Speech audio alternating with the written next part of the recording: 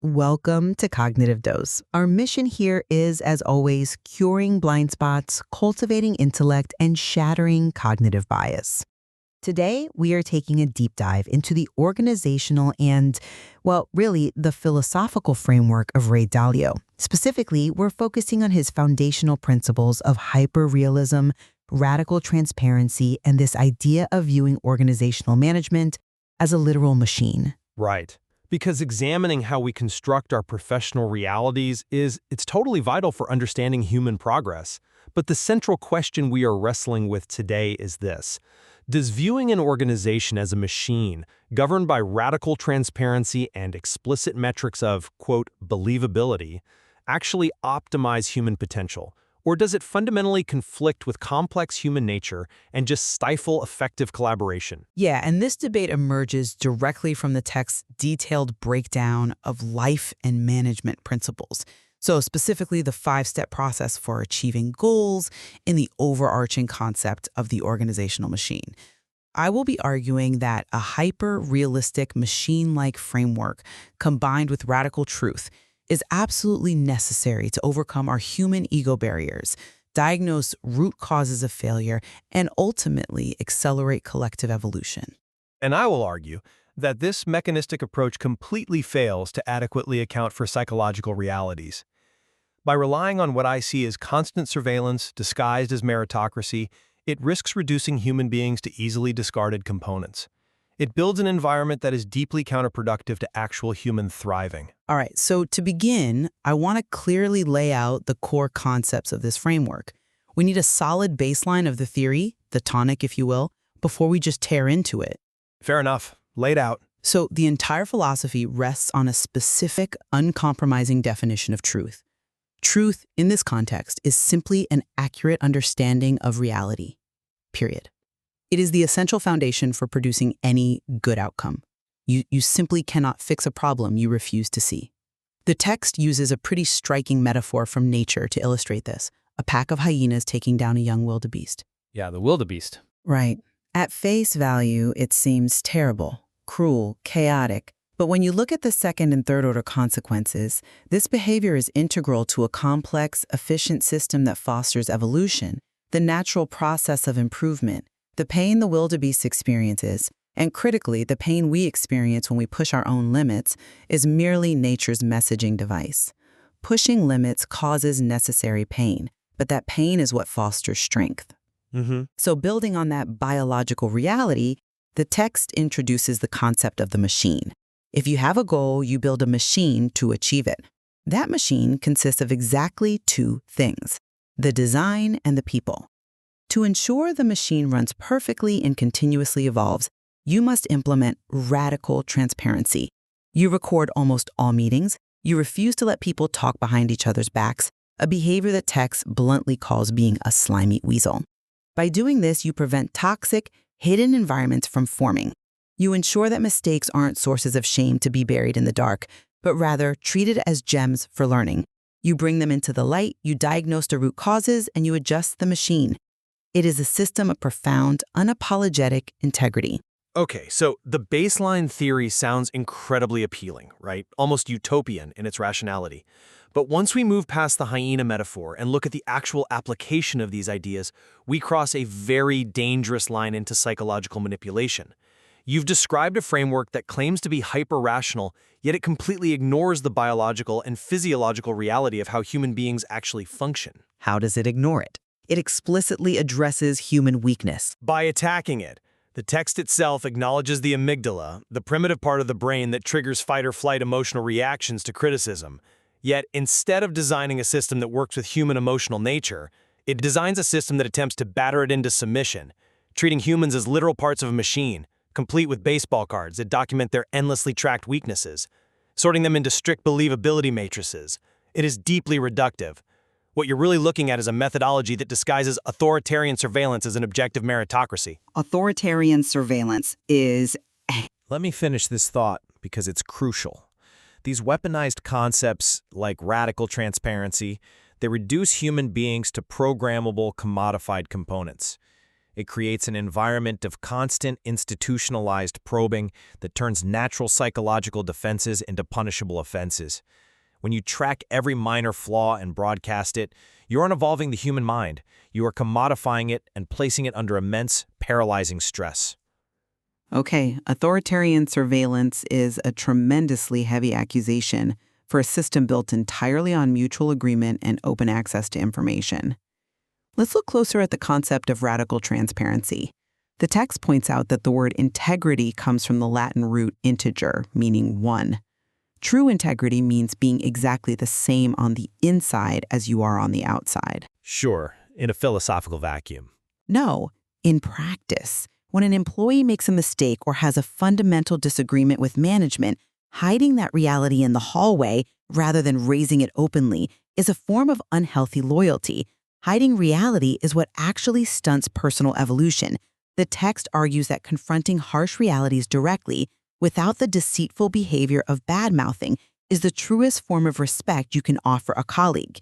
By recording meetings and making them available, you aren't surveilling people to oppress them. You are giving everyone the ultimate right of appeal. You are democratizing the truth. Everyone has the right to understand what makes sense, and absolutely no one has the right to hold a critical opinion without speaking up about it openly. How can a system that demands everyone's voice be on the record be considered authoritarian? Because demanding everyone's voice be on the record fundamentally misunderstands power dynamics. Let's ground this in reality, not Latin roots. Imagine you are a 22-year-old junior analyst who just started out. You're sitting in a meeting and you notice a glaring flaw in a project proposed by a senior executive, someone with a flawless, sky-high believability score. In theory, radical transparency says you should speak up. In practice, the implementation detailed in this material, recording all meetings, instructing managers to probe deep and hard, and viewing security controls through the cynical lens at a higher percentage of the population than you might imagine will cheat, creates an atmosphere of perpetual suspicion. It creates an atmosphere of truth. It assumes negative intent by default. You're exporting a highly abrasive, weird psychology. And by weird, I mean Western, educated, industrialized, rich, and democratic. This specific cultural subset champions hyper-individualistic, aggressive critique over psychological safety and cohesive trust. In most human contexts throughout history, cohesive trust is what builds a team. This panopticon-style work environment directly undermines the text's own stated goal of creating meaningful relationships. You simply cannot build meaningful, organic relationships when every interaction is being taped, coded, and scored on a digital baseball card to be used against you later. You're assuming the baseball card is used against you rather than for you. And I'll concede that living under constant peer review is exhausting. Nobody naturally enjoys having their weaknesses broadcast. It goes against our deepest social conditioning. But the assumption isn't negative intent. It's a realistic acknowledgement of human fallibility. We all have blind spots. This is exactly why the machine metaphor is so vital. To operate effectively, you have to utilize the two U's concept. Think of U1 as the architect looking objectively at the blueprint of a machine, and U2 as the mechanic inside the machine trying to turn the wrenches. Right. Splitting yourself in half. It's metacognition, the only way to avoid the frog in the boiling water problem, where an organization slowly accepts deteriorating standards and bad outcomes because they've just gotten used to them, is to step back. You have to use your prefrontal cortex to look at the machine objectively. If U2 is failing, U1 needs to be able to see that clearly, without the amygdala screaming that it's a personal attack.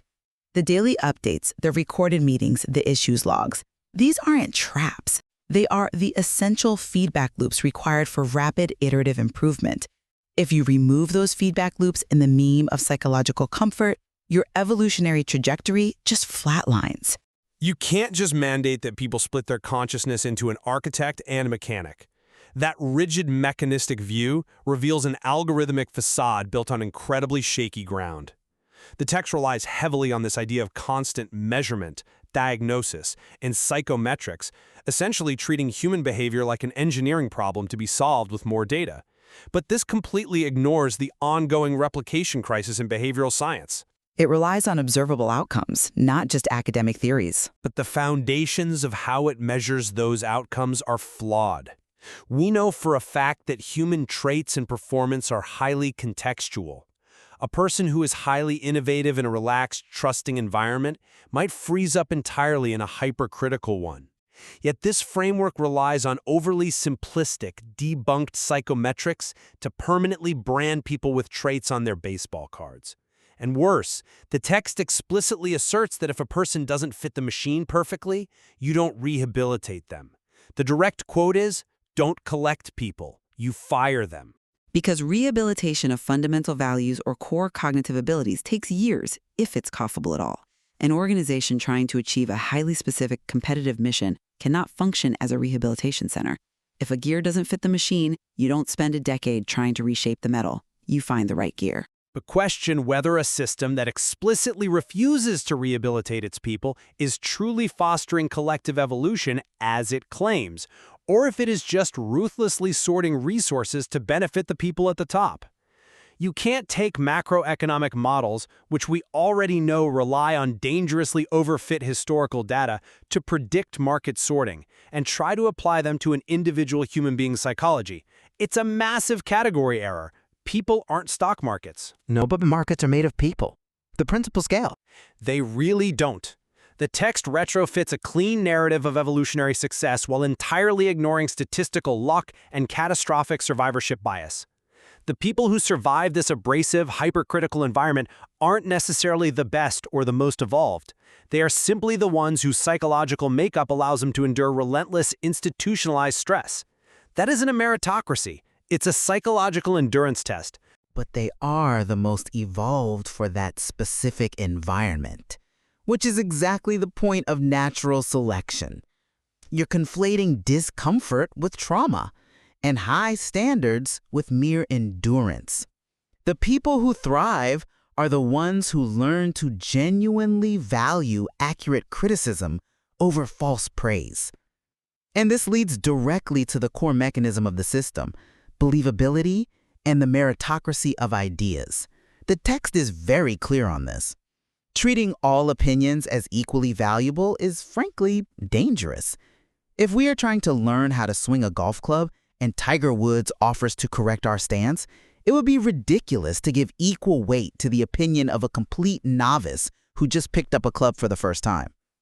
The believability matrix and the hierarchy of merit exist to ensure that logic, reason, and demonstrated track records trump confident ignorance. By weighting opinions based on a person's history of successfully handling a specific responsibility, we ensure that the best ideas actually win out over whoever just happens to be the loudest or the most charismatic in the room. Okay, a believability matrix sounds perfectly logical when you use an extreme example like Tiger Woods versus a novice. But practically speaking, in a complex corporate environment, how do you expect that 22-year-old junior employee we talked about earlier to challenge a senior executive with a high believability score? There is a glaring paradox within the text's own logic here. On one hand, the material claims that inexperienced people can have great ideas, and it encourages this radical open-mindedness. But in the exact same breath, it dictates, quote, "Don't have anything to do with closed-minded, inexperienced people," and asserts that only believable people have the right to an opinion. Everyone else only has the right to ask questions. Yes, until they build their own track record of success. You aren't born with the right to have your opinion steer the ship. That is something you earn through demonstrated competence. By silencing the inexperienced until they prove themselves within your specific, rigid, gamified matrix, you create an entrenched aristocracy of the believable. You create a massive echo chamber. The people at the top of the believability matrix naturally reinforce their own paradigms because they are the ones grading the outcomes. It actively suppresses true organic collaboration because lower-level employees become terrified of voicing a contrarian opinion that might lower their own believability score. It replaces genuine intellectual curiosity with a gamified system of appeasing the algorithm. You claim this filters out confident ignorance, but I argue it filters out cognitive diversity. It forces everyone to adopt the exact same cognitive style, the style of the system's designer, or risk being discarded as a broken gear. If it were purely subjective, I would agree with you. But the text explicitly warns against the arrogant intellectual who comments from the stands without having played on the field. Believability isn't a permanent inherited aristocracy. It is a dynamic, constantly updating metric based on real-world outcomes, not just pure opinions. If a highly believable senior person starts making bad decisions that lead to objectively poor outcomes, their believability score drops. The data forces it down. If a novice starts asking brilliant questions and their small projects demonstrate successful outcomes, their believability rises. It is the exact opposite of an entrenched aristocracy because it strips away job titles. You mentioned earlier that this framework commodifies the mind. I argue it liberates the mind from the absolute worst part of corporate life, office politics. When you have a clear, transparent, data-driven metric for whose ideas carry weight, you eliminate the hidden power struggles, the nepotism, and the charismatic manipulation that plague traditional organizations. People don't have to guess what the boss wants or flatter an executive's ego. They just have to look at what the data proves is true. But the data is not an objective law of physics. Data in this context is just a collection of subjective peer reviews, top-down assessments, and arbitrary weightings logged into a software system. It is humans rating humans. And humans have biases. If you institute a system where everyone is constantly grading each other on subjective traits like lateral thinking or assertiveness, you are creating a culture of paranoia, not liberation. Let's look again at the text instruction to probe deep and hard and to make the probing transparent rather than private. Imagine that manager ruthlessly dissecting a mistake you made in front of the entire department, and then that interaction is recorded, added to your file, and distributed as a company-wide case study. The text claims this removes ego. I argue it triggers the most profound ego defense mechanisms possible. Physiologically, it floods the brain with cortisol. Do you know what cortisol does? It completely shuts down the creative, problem-solving centers of the prefrontal cortex, the exact part of the brain the two-use theory relies on. You aren't optimizing human potential. You are traumatically overloading your workforce under the guise of hyperrealism. You are assuming that a cortisol spike is a permanent state rather than a temporary hurdle to be overcome. What you call trauma, the text calls the necessary pain of growth. Remember the foundational principle we discussed at the start. Nature gave us pain as a messaging device. If we suffer from mistakeophobia, which the text rightly points out is drilled into us by traditional rote memorization, elementary schools, we will never achieve greatness. Great people are born great. They make lots of mistakes. They possess lots of weaknesses. And they become great by looking at those weaknesses dead in the eye and figuring out how to get around them. By making the probing transparent, you are normalizing the fact that everyone makes mistakes. It actually takes the shame out of failure. When a junior employee realizes that even the most believable senior executives have their mistakes recorded, dissected, and analyzed openly, it creates a profound sense of shared humanity. We are all flawed, and we are all evolving together. The initial sting of having your weaknesses exposed is quickly replaced by the intense satisfaction of rapid, undeniable personal evolution. That is incredibly idealistic for a philosophy that prides itself on being brutally hyper-realistic. You are assuming that human beings will eventually just turn off millions of years of evolutionary biology, override their natural responses to public shaming, and embrace the pain like enlightened monks. But the reality of survivorship bias, which we touched on earlier, shows us that the people who stay in this system are a highly specific, self-selecting group. They happen to be wired to tolerate this specific brand of relentless, gamified critique. It does not mean the system is universally effective or optimal for complex problem solving. In fact, by viewing security controls through the lens that people will cheat, and by tracking every interaction to grade performance, you are destroying the foundational element of any successful human endeavor: intrinsic trust. When people feel implicitly trusted, they innovate, they take creative risks, and they collaborate deeply. When they feel they are just a gear in a machine being constantly monitored for defects, they optimize for self-preservation. They game the metrics. They stop exploring the unknown and start defending their believability scores. I'll concede that if a system relies entirely on rigid numbers, without human synthesis, it would fail, which is precisely why the text insists that metrics alone are not enough. You have to synthesize a richer picture by squeezing lots of dots over time and triangulating those observations with other believable people. The machine design must account for the fact that people are imperfect. The framework doesn't demand perfection. It demands a relentless, uncompromising commitment to discovering the truth about our imperfections. To summarize my position in light of our discussion today, embracing pain, hyperrealism, and radical truth are not tools of oppression or surveillance. They are the ultimate evolutionary tools required for any entity, whether an individual or a massive organization, to achieve its goals and continuously improve. Without an accurate, unvarnished understanding of reality, we are flying blind, trapped by our own ego barriers, and doomed to repeat our failures. And to summarize my position, reducing complex human interaction to a rigid, metrics-driven machine framework overlooks the profound psychological nuances of human capability, motivation, and trust. While truth and learning from mistakes are undeniably important, weaponizing transparency to create a panopticon-style environment relies on flawed, static psychometrics. It ignores the biological reality of how humans actually learn and thrive, substituting intrinsic motivation with an algorithmic fear of losing status. It risks confusing compliance with a harsh, stressful system for actual evolutionary progress. We certainly agree on the text's core premise that hiding mistakes and avoiding reality is deeply detrimental to success, and that learning from failure is essential for any progress. Where we diverge is on the implementation. The core remaining disagreement lies in whether hyper-systemizing human relationships and quantifying believability is the optimal way to achieve organizational excellence and meritocracy, or if it crosses the line into counterproductive surveillance that stifles true innovation. Exactly. And navigating that line between holding people accountable to high standards and commodifying the human mind requires deep, independent thought.